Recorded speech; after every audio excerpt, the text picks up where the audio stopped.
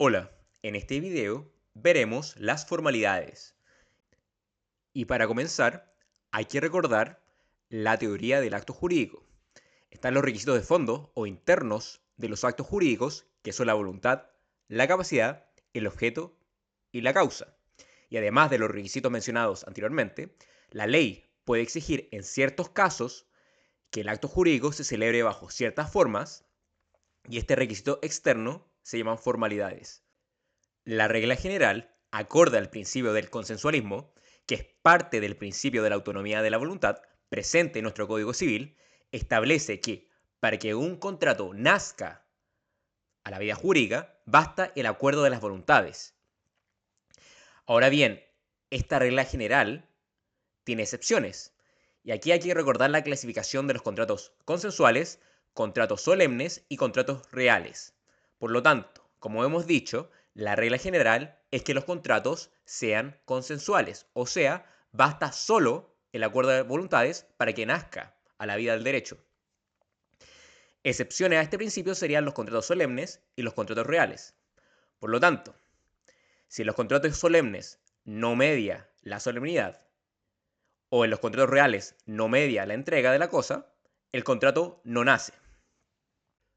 Ahora me gustaría mencionar algunos ejemplos de contratos consensuales, solemnes y reales.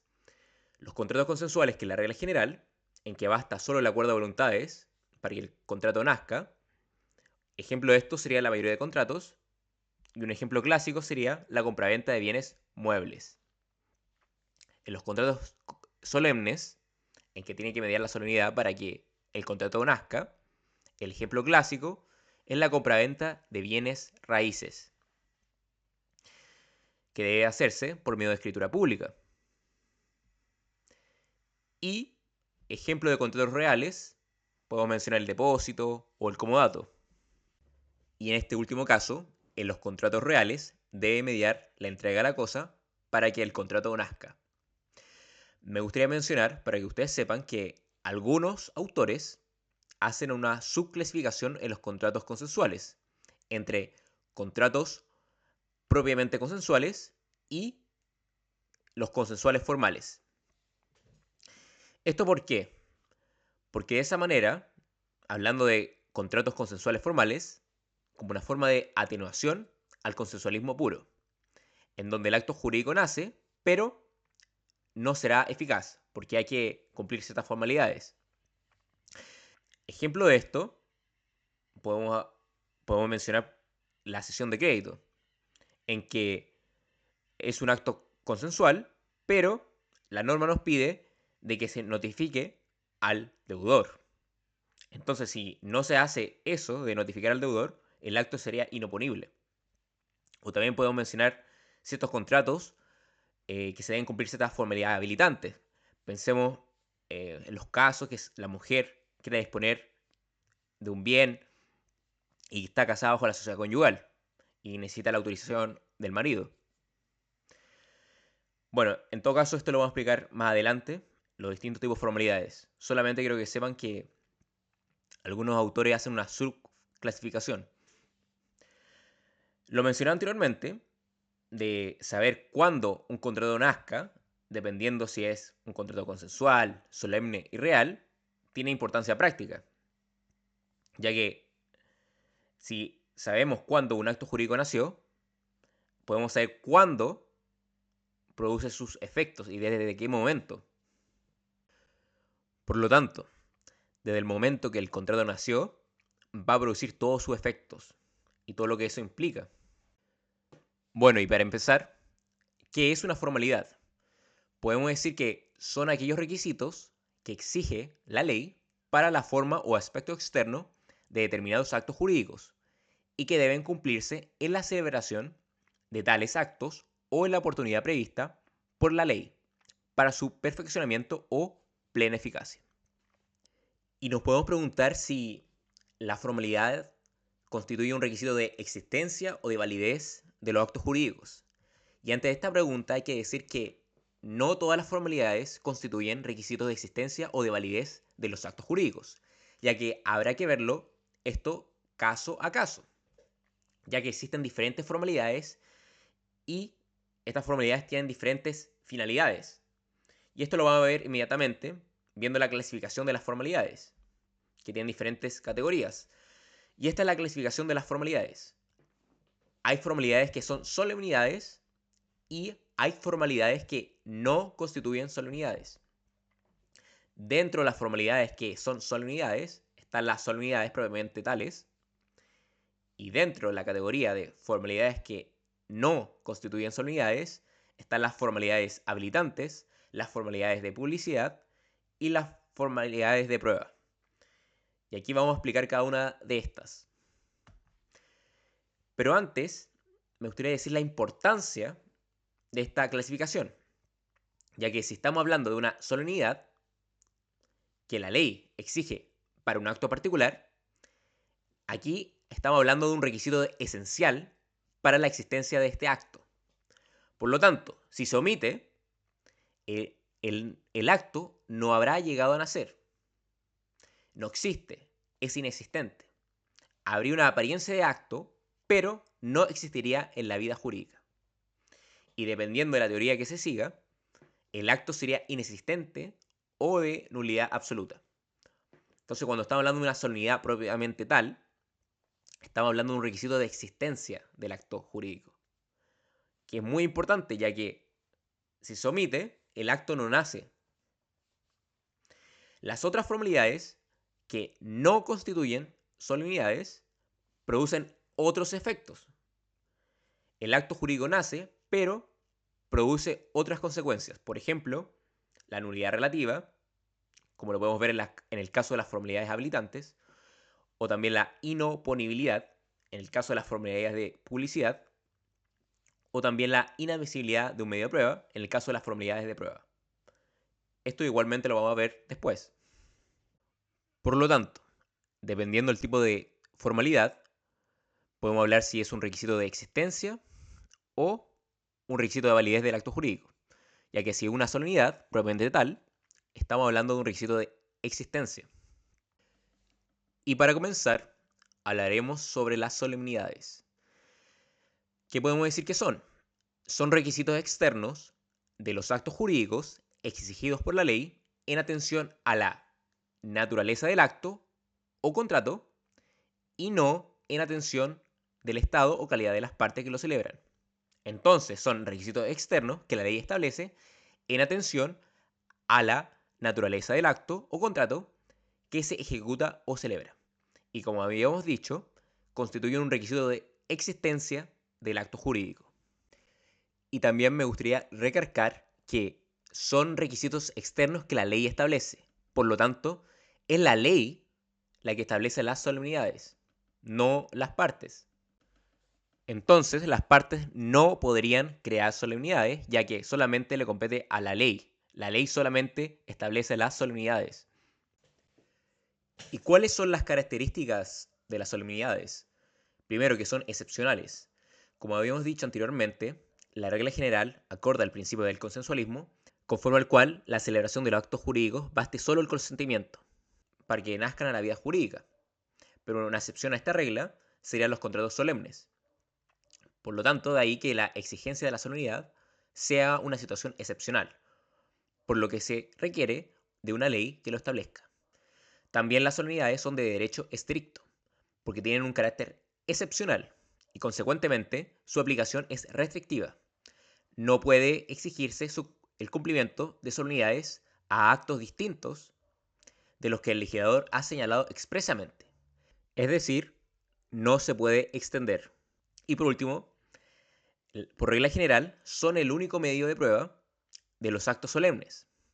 Esto se desprende del artículo 1701, inciso 1 del Código Civil, ya que el acto solemne se prueba por sí mismo. Y este artículo dice que la falta de instrumento público no puede suplirse por otra prueba en los actos y contratos en que la ley requiere esta solemnidad. Es importante recordar que las solemnidades, cuando la ley la exige para un acto particular, es un requisito esencial para la existencia de ese acto. Si el acto jurídico no nace a la vida jurídica, debido por omitirse este requisito esencial, el acto jurídico sería inexistente. Y según otros autores, que no siguen la teoría de la inexistencia, dicen que estaríamos ante un vicio de la nulidad absoluta. En resumen, ¿cuál sería la sanción ante la inobservancia de una solemnidad? Bueno, si se omiten las solemnidades exigidas por la ley, el acto jurídico sería inexistente o de nulidad absoluta, según la doctrina que se siga. Por lo tanto, si estamos frente a una compraventa de un bien raíz y se omite la solemnidad, que sería la escritura pública, podríamos decir que ese acto sería inexistente o de nulidad absoluta, por omitirse esta solemnidad que la ley exige. Hay distintos ejemplos de solemnidades que establece la ley. Hemos hecho mención a la escritura pública en la compraventa de bienes raíces, pero este no es la única solemnidad que la ley establece. Hay distintos tipos de solemnidades que podemos encontrar en el código o en otras leyes.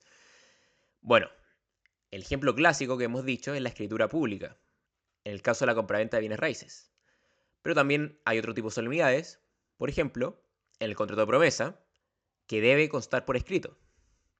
Esto lo podemos ver en el artículo 1554 del Código Civil, que dice que la promesa de celebrar un contrato, en este caso contrato de promesa, no produce obligación alguna, salvo que concurran las siguientes circunstancias. Y aquí dice que la promesa conste por escrito. En este caso es la simple escrituración, por lo que debe constar por escrito. Ahora bien, importante ver que dice simple escrituración, o sea, debe constar por escrito, y no dice que debe ser por escritura pública. Puede ser tanto escritura privada o como pública. Otro ejemplo lo encontramos en el Código de Comercio, en el artículo 820, que dice que la fianza deberá otorgarse por escrito. Sin esta circunstancia será de ningún valor ni efecto. Aquí también vemos un ejemplo de simple escrituración. Aquí me gustaría recordar una vez más la regla general, que la regla general es que los contratos sean consensuales, es decir, se perfeccionan por el consentimiento de las partes. Y la excepción a esto serían los contratos solemnes, y como vemos acá, que el contrato conste por escrito, o sea, la simple escrituración, sería una solemnidad, y una excepción a la regla general. Y me gustaría introducir la siguiente pregunta: si la inscripción es una solemnidad. Hay casos en que la ley exige la inscripción del contrato en un registro, y la inscripción no sería una solemnidad, debido a que el contrato ya nació en la vía jurídica previamente para después ser inscrito. O sea, primero ya existe un contrato, o sea, ya existe previamente un contrato que nació en la vía jurídica para que después ese contrato se inscriba en el registro. No se puede inscribir algo que no exista previamente. Por ejemplo, en la compraventa de bienes raíces, la inscripción es la forma de cumplir la obligación contractual de la tradición. Hay que recordar que la tradición de los bienes raíces se hace por medio de la inscripción del conservador de bienes raíces. En otras palabras, de realizar la entrada jurídica del bien vendido. Por lo tanto, la inscripción no es una solemnidad del contrato de compraventa. Este contrato ya nació y se está cumpliendo las obligaciones que emanan de este, la tradición. Como vemos, el contrato ya nació en la vía jurídica y este contrato que ya está en la vía jurídica emanan ciertas obligaciones y entre esas obligaciones que están dentro del contrato está la tradición de la cosa. Y para cumplirla se hace por medio de la inscripción en el conservador de bienes raíces. Pero esa inscripción no es una solemnidad, sino que esa inscripción se hace porque es una obligación que emana del contrato, que ya existe. Y esto es muy importante. Hay otros casos en que se discute si la inscripción es una solemnidad o no. Por ejemplo, en el caso del contrato de hipoteca. Aquí vamos a leer el artículo 2409, que dice: la hipoteca deberá otorgarse por escritura pública. Y el artículo siguiente, el 2410, dice: la hipoteca deberá además ser inscrita en el registro conservatorio. Sin este requisito no tendrá valor alguno, ni se contará su fecha sino desde la inscripción. Como vemos aquí, este caso polémico, la misma ley en el Código Civil establece como requisito que se inscriba en el conservador de bienes raíces. Parte de la doctrina considera que la inscripción en este caso sería una solemnidad, ya que el artículo dice que sin ese requisito no tendrá valor alguno. Para otra parte de la doctrina, la inscripción no sería una solemnidad, ya que, pues si lo fuera, el acto no estaría perfecto, no nacería el derecho y lógicamente no podría pedirse al juez que se cumpla con el contrato. Esto último se relaciona con lo que dijimos anteriormente, de que cómo yo puedo exigirle a la otra parte que inscriba el contrato si este contrato no nació a la vida jurídica. Entonces, para yo exigirle a la otra persona que inscriba ese contrato, previamente debe existir ese contrato. Pero si pensamos que la inscripción es una solemnidad, quiere decir que mientras que no se haga esa solemnidad, el contrato no nace, y si el contrato no nace, significa que yo no podría pedirle a la otra parte que inscriba, porque no existe nada aún. Entonces se caería en ese problema. Entonces, podemos entender que en general la inscripción no es una solemnidad, ya que si lo fuera, produce el problema de que el acto jurídico no nace a la vida jurídica, mientras que no se inscriba, por lo que no se podría exigir su inscripción, ya que el acto aún no nace. En cambio, si entendemos que el acto jurídico ya nació previamente, se podría exigir la inscripción, ya que emana de las obligaciones del contrato. Bueno, como hemos visto, hay distintos tipos de solemnidades. Hemos mencionado la escritura pública, también la simple escrituración, pero no son las únicas. También en ciertos casos se pide la autorización judicial para ciertos actos. Por ejemplo, en el caso de la donación entre vivos y la transacción de alimentos futuros. O también la intervención de un funcionario público y de testigos, por ejemplo, en el contrato de matrimonio. Aquí podemos encontrar de una manera más esquematizada los distintos tipos de solemnidades que ya hemos mencionado. En todo caso, no son todas, simplemente son algunas.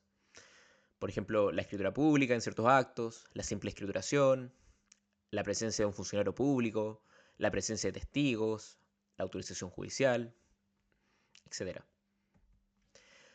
Bueno, ¿y cuál es la sanción ante la inobservancia? Como habíamos mencionado anteriormente, si se omite la solemnidad, la sanción sería la nulidad absoluta del acto o contrato, conforme con lo que dice el artículo 1682, inciso 1 del Código Civil. ¿Y qué dice este artículo?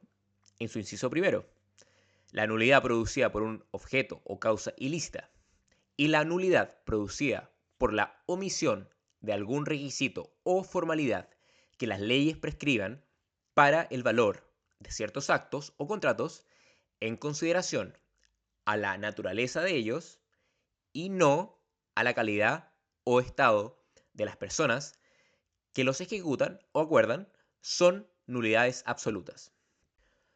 Ahora, hay que decir que para cierta parte de la doctrina, que sigue la teoría de la inexistencia, ellos argumentan de que ante la inobservancia de una solemnidad, estaríamos ante la inexistencia del acto. Por lo tanto, algunos estarían a favor de la nulidad absoluta del acto y otros, siguiendo la teoría de la inexistencia, abogan de que sería inexistente. Entonces depende también de qué doctrina se siga. En este video no vamos a explicar la teoría de la inexistencia, pero en otro video posterior sí. Solamente quiero que sepan que para ciertos autores abogan a favor de la nulidad absoluta del acto y otros autores abogan por la inexistencia. Ahora pasaremos a la segunda parte. Veremos las formalidades que no constituyen solemnidades. Aquí están las formalidades habilitantes, las formalidades de publicidad y las formalidades de prueba. Y para comenzar, veremos las formalidades habilitantes. Son requisitos externos que la ley exige para la celebración de ciertos actos jurídicos, con la finalidad de proteger los intereses de los incapaces y de ciertas personas que, no obstante, son plenamente capaces, se encuentran privadas o impedidas de la administración de todo o parte de sus bienes.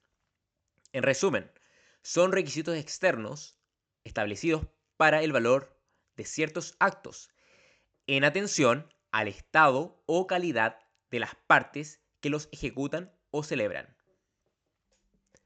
Esto es importante, ya que aquí se pone el acento en el estado o calidad de las partes que ejecutan o celebran el acto. La formalidad habilitante es un requisito de validez del acto y la sanción ante su omisión es la nulidad relativa del acto. Con lo dicho hasta aquí, ya podemos ver la diferencia entre las solemnidades propiamente tales con las formalidades habilitantes. ¿Qué ejemplo podemos ver de formalidades habilitantes? Hay varios en el código. Por ejemplo, la autorización de un incapaz relativo, también la autorización de la mujer casada bajo el régimen de sociedad conyugal para que su marido disponga de los bienes de la mujer. Además de la autorización, también encontramos otros ejemplos de formalidades habilitantes, por ejemplo, la asistencia, la autorización judicial y la homologación. ¿Y cuál sería la sanción por inobservancia? Ya que se trata de requisitos externos del acto en atención a la calidad o estado de las partes, la sanción por omisión de estas es la nulidad relativa. Y así lo dice el artículo 1682, inciso final del Código Civil, que dice que cualquier otra especie de vicio produce nulidad relativa y da derecho a la rescisión del acto o contrato. Ahora veremos las formalidades de publicidad. Se trata de ciertos requisitos externos que exige la ley para dar noticia o divulgar a terceros el hecho de la celebración de un acto o contrato. Es decir, son aquellas cuya finalidad es dar publicidad o conocimiento del acto con el fin de proteger a los terceros, ajenos a la relación jurídica. Su omisión no afecta la validez del acto, no implica un vicio que permita pedir la nulidad, pero en la medida que afecta intereses de terceros, la omisión de la formalidad podrá implicar, aun cuando el acto sea válido, que sea ineficaz respecto a terceros. En otras palabras, el acto será inoponible frente a terceros por la omisión de esta formalidad. La inoponibilidad es una sanción civil de ineficacia que establece que un acto jurídico válido entre las partes no tiene efecto frente a determinados terceros. Esto por omitirse la formalidad de publicidad. ¿Y cómo se cumple esta formalidad de publicidad? Hay distintas formas, que dependerá del caso. Hay casos en que basta la inscripción o la subinscripción del acto en un registro público, y es la forma más común de dar cumplimiento a esta formalidad de publicidad. Por ejemplo, en el caso del reconocimiento de un hijo. En otros casos, se exige aviso o comunique directamente al tercero que se verá afectado por el acto. Por ejemplo, en la cesión de un crédito. Y que dice el artículo 1902 del Código Civil que la cesión no produce efecto contra el deudor ni contra terceros mientras no ha sido notificada por el cesionario al deudor o aceptada por éste. En otros casos, se requiere que se haga publicaciones en diarios o periódicos. Por ejemplo, la causal de dar aviso a la expiración del mandato. Entonces, como ejemplos de formalidad de publicidad, podemos nombrar la cesión de derechos. En este caso, la ley exige la notificación o aceptación por parte del deudor del crédito cedido para que le sea oponible. También el caso de la modificación de una escritura pública. Respecto de cualquier modificación que se haga en una escritura pública, se debe dejar razón al margen de la escritura matriz, a fin de que terceros puedan enterarse del real conocimiento de la escritura. Y también están las formalidades por vía de publicidad y de simple noticia. aquellas que tienen por objeto informar a terceros de alguna situación de relevancia jurídica. Este caso es una excepción porque aquí la sanción no es una inoponibilidad. Aquí no hay una sanción por su falta. Podría demandarse una indemnización de perjuicios si se dan los requisitos de responsabilidad extracontractual. Y aquí, por ejemplo, el caso de la aceptación extemporánea en materia de formación del consentimiento, del artículo 98 del Código de Comercio. Ahora veremos las formalidades de prueba. Son requisitos exigidos por la ley que deben ser cumplidos al momento de la celebración del acto o contrato y cuya finalidad es la de preconstituir una eventual prueba en juicio. Son aquellas que se exigen para acreditar la existencia de un acto. Este tipo de formalidades busca preconstituir prueba. La omisión acarrea consecuencias para las partes en relación con la forma y el contenido de la prueba que ellas podrán rendir en juicio, ya sea en la relación con la existencia del acto mismo o ya sea sobre alguna de las cláusulas o términos del mismo. Esto lo vamos a ver a continuación. ¿Qué ejemplo podemos dar de formalidades de prueba? Por ejemplo, como dice el Código Civil, las obligaciones cuyo objeto tenga un valor superior a 2 unidades tributarias mensuales deben constar por escrito. Si no consta por escrito, la obligación no quiere decir que ésta no exista o que no sea válida, sino que la consecuencia es que se privará a las partes de un particular medio de prueba, la prueba de testigos. Vamos a leer el artículo 1708 del Código Civil, que dice que no se admitirá prueba de testigos respecto de una obligación que haya debido consignarse por escrito. Y el artículo 1709 del Código Civil dice: deberán constar por escrito los actos o contratos que contienen la entrega o promesa de una cosa que valga más de 2 unidades tributarias. Como vemos en este caso, si nosotros no consignamos por escrito obligaciones cuyo valor supere las 2 unidades tributarias mensuales, se nos estaría privando de un medio de prueba. Entonces, ante la omisión de esta formalidad, se nos priva de la prueba de testigos. En otros casos, la omisión de la formalidad trae como consecuencia que se va a creer una parte sobre otra, beneficiando a la parte más débil del contrato. Esto es generar un incentivo para que la parte más fuerte escriture el contrato. Por ejemplo, en el contrato de trabajo, que es un contrato consensual, el Código del Trabajo da un plazo para que se escriture el contrato de trabajo. Ahora bien, si el empleador dentro de ese plazo no escritura, o sea, no lo pasa por escrito el contrato, la falta de contrato escrito hace presumir legalmente que son estipulaciones del contrato las que declara el trabajador. Entonces vemos acá que si no se escritura el contrato de trabajo, se favorece a la parte más débil, que sería el trabajador, porque acá opera una presunción legal de las estipulaciones que él diga. Hay que recordar que es una presunción legal, por lo tanto, admite prueba al contrario. Otro ejemplo es el contrato de arrendamiento, que también es un contrato consensual, que no requiere escrituración, pero de no estar escriturado, se presume que la renta es la que declara el arrendatario, cosa que es un grave perjuicio para el arrendador, aun cuando éste pueda desvirtuar esta presunción con comprobantes de pago o depósitos realizados por el inquilino, que acrediten el monto real pactado. Además de esto, existe una seria limitación a la prueba de testigos, contemplada en el artículo 1708 y siguientes del Código Civil, lo que pone en evidencia la conveniencia de pactar el contrato por escrito, aún en aquellos casos en que la ley no lo exija.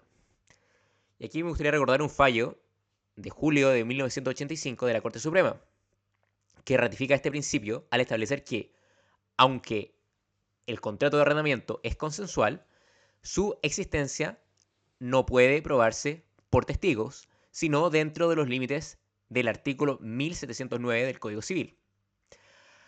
Ha de estarse al valor de la renta estipulada para establecer si tal contrato contiene la entrega o la promesa de una cosa que valga más de 2 unidades tributarias. Y si, consecuentemente, puede probarse o no mediante la prueba testimonial. Bueno, ya hicimos mención al artículo 1708 y 1709 del Código Civil. De aquí lo importante es que la falta de escrituración, o sea, de esta formalidad de prueba, impide acreditar el acto con prueba testimonial cuando la obligación supere las 3 unidades tributarias mensuales. ¿Y cuál es la sanción ante la inobservancia de estas formalidades de prueba? De las normas citadas se extrae que la sanción ha de ser la limitación de los medios de prueba. Y como vimos anteriormente en las normas, esto va a variar en cada supuesto. Bueno, y con esto ya terminamos todas las formalidades habilitantes, formalidades de publicidad y las formalidades de prueba. Pero me gustaría recordar algo que habíamos dicho cuando estábamos hablando de las solemnidades en las características, que las solemnidades no solo perfeccionan el acto, sino también cumplen el rol de prueba, por lo que no es posible probar la existencia del acto por otro medio distinto. Y esto lo dice el artículo 1701 del Código Civil, que dice que la falta de instrumento público no puede suplirse por otra prueba en los actos y contratos en que la ley requiere esta solemnidad. Entonces, si estamos ante un acto solemne, también se produce una limitación de la prueba. Por ejemplo, en una compraventa de un bien inmueble, que debe ser por escritura pública, si yo realizo ese acto por medio de una escritura privada, por ejemplo, o lo quiero probar por testigos, o lo quiero probar por medio de otro medio de prueba, no podría. ¿Por qué? Porque la ley me exige que fuera con instrumento público. Entonces yo no puedo suplir esa falencia con otro medio de prueba. Y esto lo recuerdo porque para hacer conexión con lo que hemos visto anteriormente. Y por último, nos podemos preguntar si es posible establecer solemnidades convencionales o formalidades convencionales. Yo presumo que ya sabrán la respuesta, como le hemos mencionado anteriormente, que las solemnidades son establecidas por ley, por tanto, técnicamente, las partes no pueden crear solemnidades. Pero esto no impide que las partes puedan establecer formalidades en un contrato que es consensual. Por ejemplo, no es necesario en la compraventa de un bien mueble que sea por escritura pública, pero igualmente se puede hacer. Por ejemplo, si yo quiero comprar un auto, que lo puedo hacer por medio de escritura pública, y el auto es un bien mueble. O yo puedo acordar con otra persona que el arriendo también conste por escritura pública. Aunque no es necesario, pero si ambas partes quieren, no habría problema en poner esa formalidad. En este caso, hablamos de formalidades convencionales. Son aquellos requisitos externos del acto que las partes convienen o estipulan como necesarias para el perfeccionamiento de un acto jurídico que por ley es consensual. El legislador contempla esta posibilidad en ciertas normas, como por ejemplo en materia de compraventa, donde el artículo 1802 dispone que podrá establecerse, respecto de la venta de cosas distintas a los bienes raíces, servidumbres, censos y sucesiones hereditarias, que éstas no se reputarán perfectas hasta el otorgamiento de la escritura pública o privada, pudiendo cualquiera de las partes retractarse mientras no se otorgue la escritura o no haya principado de la entrega, caso en el cual se entiende a renunciar a la formalidad. Vemos que en este caso la omisión de la escritura no se ve sancionada con la anulabilidad del acto, sino que el otorgado a la parte la posibilidad de retractarse del mismo. Norma similar encontramos respecto al arrendamiento, en el artículo 1921 del Código Civil. Así, y en el resto de los contratos en que se quisiera pactar una formalidad convencional. La sanción será que las partes estipulan, con la única limitante de que no puede ser la nulidad. Como vemos, y como hemos dicho, las partes no pueden establecer solemnidades, pero eso no impide que las partes pueden establecer formalidades si ellos quieren. Eso sí, con la única limitante que no se puede establecer la nulidad como asociación. Espero que les haya gustado el video, suscríbanse, comenten, dejen like, muchas gracias.